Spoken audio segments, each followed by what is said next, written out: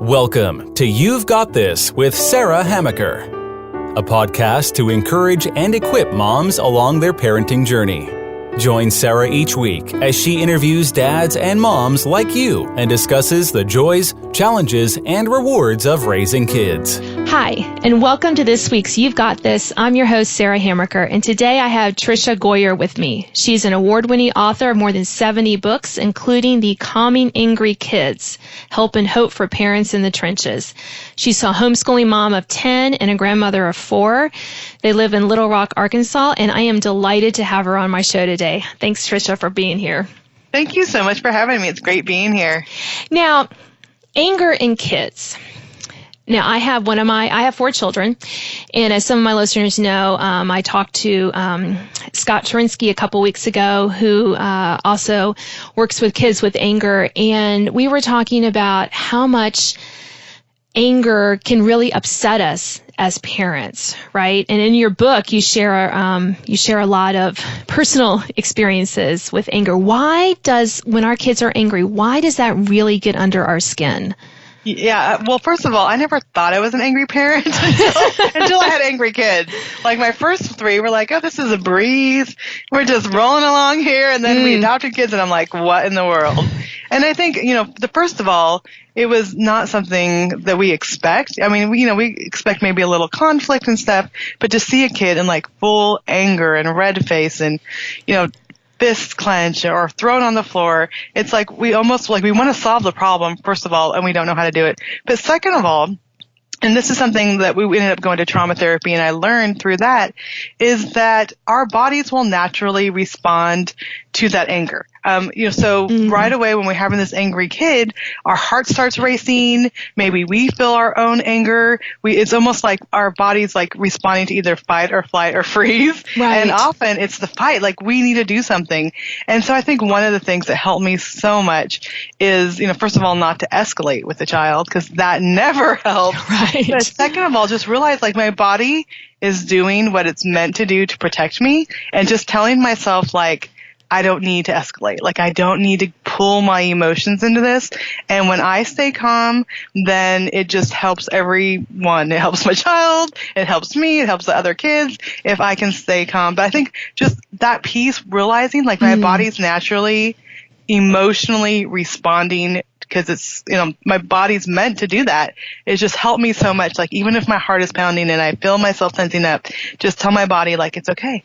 It's okay. We can stay calm in the situation. So really, it's a natural response when we feel like we're in danger. Right. And I also love how you said, let's think about what we do physically, because so often we're focused on the emotion of the moment, and we forget how, like you said, we get all tense, or sometimes we may clench our jaw or clench our fist. And when I was helping one of my kids with his own anger issues, he would just get angry at the drop of a hat. And I was like, okay, what does your body do when you get angry? We're going through his anger cues. And I was like, I need to do this for myself. I need to be aware of my own anger cues. And when I started to be more aware of that, you're right, it does help me to, relax my shoulders or shake out my hands so that I don't escalate it without thinking about it. Yeah, and anytime I find myself like following after my child, you almost feel like you have to solve it in the moment. And that's another thing too, is like we're as parents, we're supposed to take care of it. We're supposed to fix it.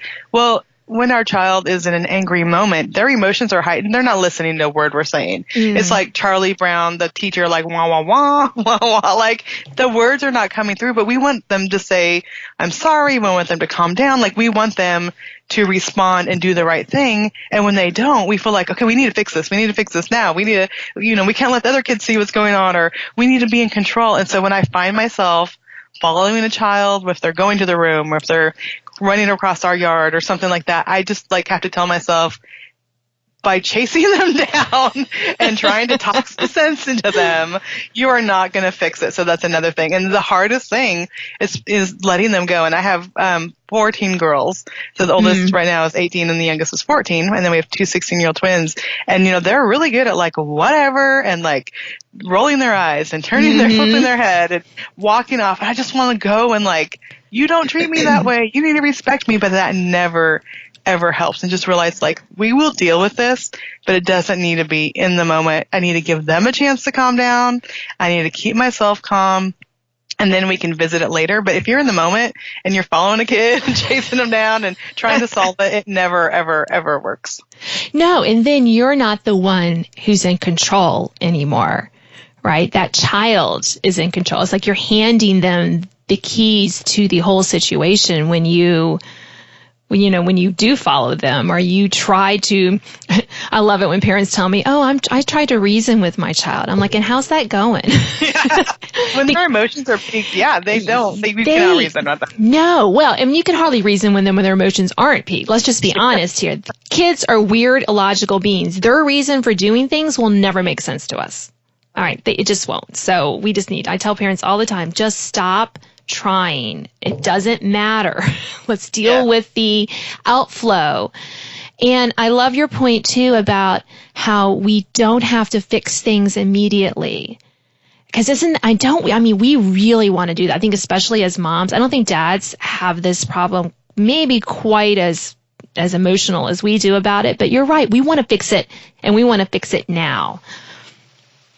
Yeah, and another thing that a therapist told me is, because our child will naturally know how to hit our buttons, and they want to make us mad, and I'm like, why do they want to make me mad? Like, why is she saying the things? So an adopted child might say, "You're not my real mom," or "I don't have to listen to you," or "I'm going to call my DHS worker." Right. All these things, but she's saying stuff, or just. That would really, you care more about your writing than your kids. I mean, all the stuff that she knows would really push my buttons.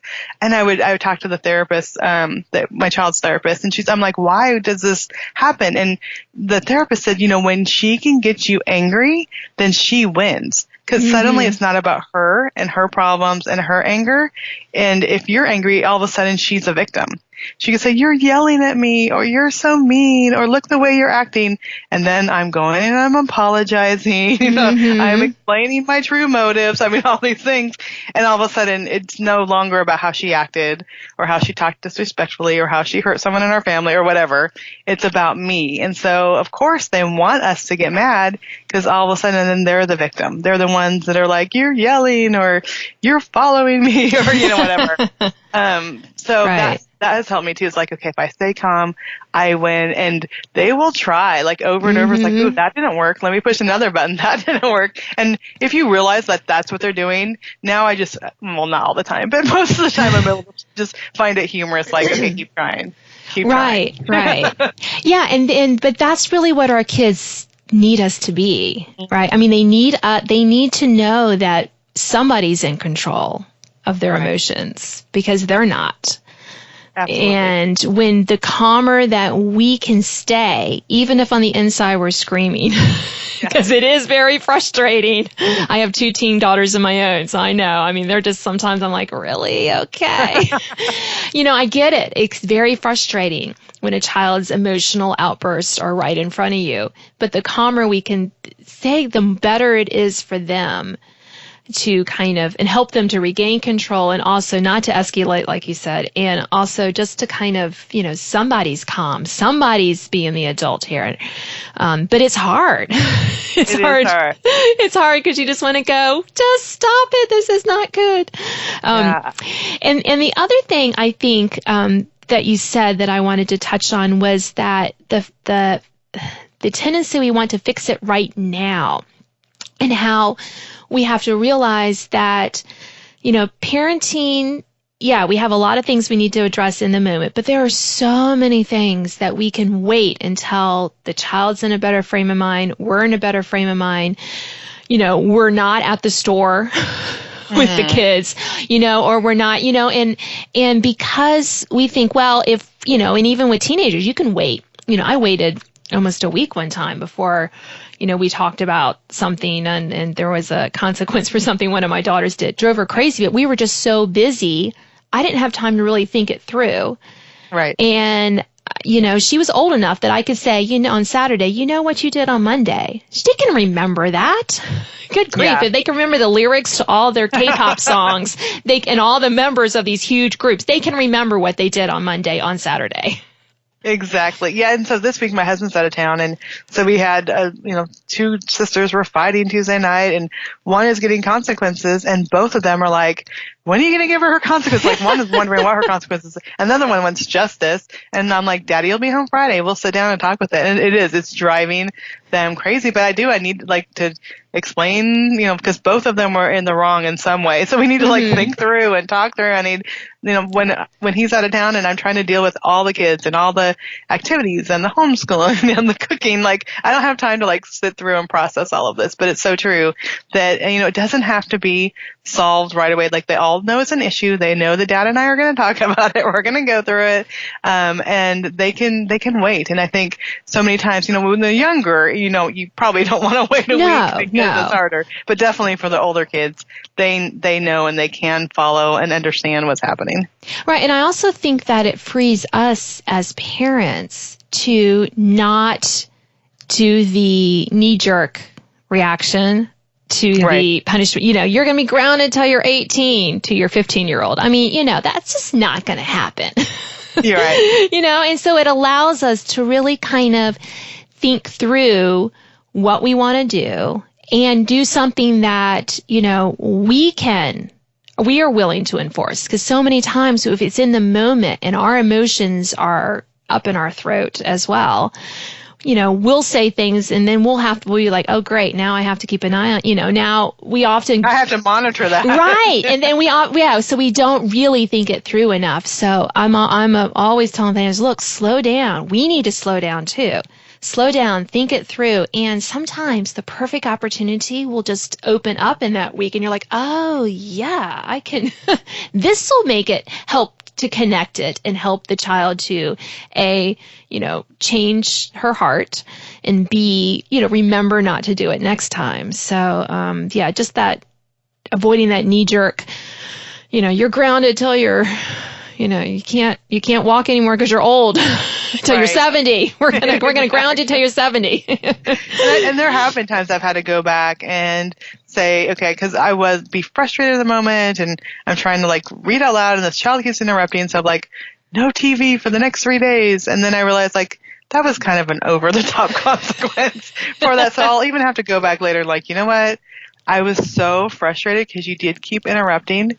And I know I said, no television or whatever electronics for the next 3 days. But I think I was just frustrated at the moment. But I do think you need to learn not to interrupt me. So we will have no television today or whatever. And so there have been times, I think with anything, we do have to go back and apologize. And there's times sometimes if we can see later, oh man, that consequence was kind of big for what was going on, and be able to tell them that was really frustrating. Or, sometimes I even said I was having a hard day with this other area of my life, and be able to go back and talk to them about that. So not that, they never have the opportunity to come back and that's not fair. I don't want that. But if there is an opportunity where I'm seeing I was just too harsh in that situation, I have gone back and talked to them about that. Yeah. And I have too, Tricia. You're not the only mom who goes, oh yeah, that's not, or realizing when, if it's a multi-day kind of consequence, like no electronics or a house restriction or something. And sometimes you just see that your kid is losing hope, that they can get better. That's the time to stop that consequence and, kind of revisit and go, okay, because we don't, as I tell parents, the purpose of consequences aren't to make a child feel hopeless.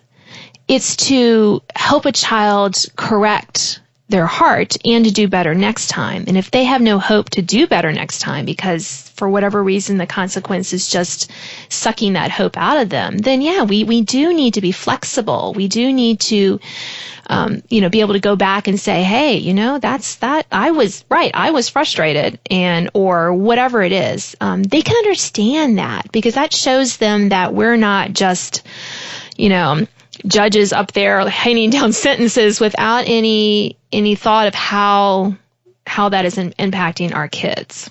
Right. And I think it goes back to, too, sometimes if we, because it's so easy to pass out consequences. Yeah. And it's hard, like, teaching the moral reasons or values, all those sorts of things. It just happened this week because, if I see something that's like reoccurring, like we've already gotten consequences, for the last month, multiple times about this one issue, then I need to sit down with this child and do some talking about it and teaching. And so we just had this, one of my daughters just kept getting in fights with her sisters. And so I sat down and I was just talking to her about what, her friend and her best friend. And we were talking about that. I'm like, well, what do you think makes a good friend? And she's like, you have to trust them and they care about you. And so we wrote this whole list and I'm like, so you're saying these are the things that makes a good friend. And I said, what do you need to do to be that kind of friend? Well, I need to be trustworthy. I need to be caring. So then we got through that and I'm like, do you feel like you're that with your best friend? And she's like, yeah. And I'm like, what about your sisters?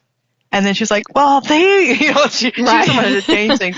But I realized, like, she was seeing the difference between relationships. Like, my best friend, I'm going to treat her this way, but my sisters, whatever. And so just realizing, like, you have to have a good relationship and this good foundation with your family members, with your friends, like and so it was like, a 30, 45 minute conversation as we went through.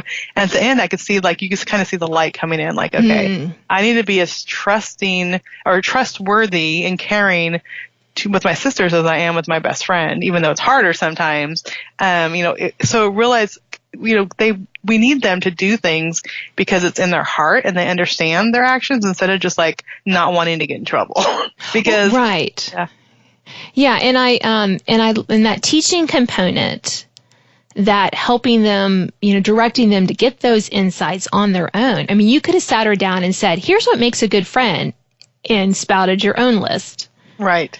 But when we ask those open-ended questions, especially of our older kids and our teens and our the older kids especially, that really helps them to come to the conclusion that we want them to come to, but they come to it on their own. It may be a little bit different way to get there. And again, when we have kids who keep doing the same thing over and over again, telling them not to do it is not really helpful. Right. Right? Just don't do it. One of my kids was struggling with, I forget exactly what it was, and she was like, I just can't. She goes, I want to stop doing it, but I don't know how. Well, that was, a good insight for her. And I was like, okay, well, I kind of guided her through for her to come up with solutions to the problem, because telling yourself just not to do it, how's that working for you? Very few of us can go, I need to lose some weight, so I'm just not going to eat all, I'm just not going to eat. It's almost like saying that. It's just hard. Right. So do you have any other ways that you help your kids learn how to, kind of overcome those hard things? Another thing we do, because I do homeschool, and we always have like devotional time in the morning. So I'll print up I make my own color sheets with like scripture verses, and I'll just say, like, I really notice all of us as a family have been struggling with this. And so, we're going to memorize this verse together. So last year, one of the verses we memorized is, do everything without grumbling and complaining. That's what it is. Do everything without grumbling and complaining. And so, because, for a while, everyone was complaining all the time. And so I'm like, this is something we all need to work on, and let's all memorize this verse together. And then we all made a point to talk about it and point things out and praise people when we catch them doing the right thing. And so, sometimes it's not just one child. I'll see, like, this is something as a family that we're struggling with, and I'll put some thought about how, sharing a Bible story, or so we went through when I'm talking about that, and we read about the Israelites complaining over and over and over again. Yeah. And then, so it's like, okay, this is something that we all are doing. It's not just one or two of you. And, we read the Bible stories, we memorized the verse, and so it takes being intentional, though, like stopping and realizing, like, our kids need to learn this, and it helps having adult children, because I know like someday they're going to be adults. They're going to be out on their own. They're going to have to be facing whatever. And so, I always tell them all the time when they're like, oh, why do we have to talk about this again? Or I said, I am, first of all, I have to stand before God someday. But second, you are all going to be adults. And you're going to have to be working for people, and you're going to be in marriages, maybe, or parents of your own. Like, this is something I'm training you as I, want you to be as an adult. So these may seem like tedious, or why do we have to talk about this again? Or it's not that big of a deal. But as an adult, this is going to be a big deal. When you don't show up when you say you're going to, or you're not going to follow through, or you're not going to do a good job, or, when they're doing chores, I'll call them back and like, okay, these are things. I'm like, Mom, you're too picky. I'm like, well, someday you're going to be working for a boss. So it just takes us like pausing and thinking like they are going to be adults, and what type of people do we want them to be. And I said, and yes, you are going to hear my nagging voice for the rest of your life. But you're going to be a good employee, and hopefully you're going to be really good in relationships. And I think for me saying like, you're 5 years from an adult, or, just putting that in perspective, they're like, okay, this is not just Mom getting on me about something, but, really we're trying to see changes, and then also praising them. So I don't want to be like just picking them apart all the time. Right. When I do see something like, that's a great job. You were so responsible in how you helped your sibling, or how you someone didn't even ask for help and you just jumped in and did it, and all those types of things. It really, I want to point out when they're doing things right, not just when they aren't doing things right. Yeah, and that is so important to remember the praises for those kind of intangible moments. And noticing when they did a chore particularly well or without grumbling. Yes. Not all the time, but it is, I think that those kind of spontaneous times when we really notice our kids and their contributions to the household is important. And also thinking of the future. We are raising adults. They may be children now, but they're going to be adults a lot longer than they lived in our household, Lord willing. And just keeping those kind of characteristics in mind. I always talk about creating parental visions for our kids, thinking about how we want them to be at age 30. And especially when they were younger and it was more the physical work, it was so helpful to think, I'm telling them for the 20th time to pick up their toys because I want them to be a responsible adult. Was a lot. Help me do it with a more cheerful heart as a mom than it was if I was just like, oh, this is the 30th time today I've told this child to pick up her socks. Yes. Than to have that. So, we are about out of time. Is there anything else you'd like to add before we close today, Tricia? I've just loved this conversation, and just, I think, we've already said it, but just kind of reiterating what we said, just slow down, down and notice them in positive ways, slow down and acknowledge them when they're having a struggle and figure out how can I help my kid, or what teaching thing. I think so many times we just go so busy in life, and we're have our phones in our hand, and we're, trying to come up with the consequence because we don't want to deal with this moment or whatever. Just taking a breath. And I do that often in the morning. And so I'm reading my Bible and praying, and, just saying, God, is there a kid that needs a special help or help with something, or something that I've been missing? And he'll point out, all of a sudden something will be blazing lights around it, an attitude or something that I need to deal with. And so, but really it does just take slowing down, thinking through, talking with my husband, talking with friends that maybe have kids that have dealt with the same things, and being thoughtful about how we act and react has really made a big difference. Yeah, and I love that's a great note to end on, that we should all just kind of, as we look at our kids, even in our very busy days, just to do that, slow down, take a breath, really notice our kids, and not think and not continually think about what we have to do. What's the next thing? What's the next thing? What's the next thing in our busy schedules? But to really kind of have those moments, because those are the ones that our kids will remember, right? I mean, I think back to my own childhood. Yeah, I remember some of the big things that we did, but it's mostly, when my mom had cookies after school. Now, that didn't happen all the time, but, or when, she did this for me, or my dad played hee-haw with me when I was a kid after work. I mean, these silly little things that were such a small part of my whole childhood, but those slow down moments are what we'll remember the most. Absolutely. Well, you've been listening to You've Got This with Sarah Hamaker, and my guest today was Tricia Goyer. She's an award-winning author of more than 70 books, and she's a homeschooling mom of 10. You can check her out. Her website will be listed with this podcast, and I hope that you'll join me next week.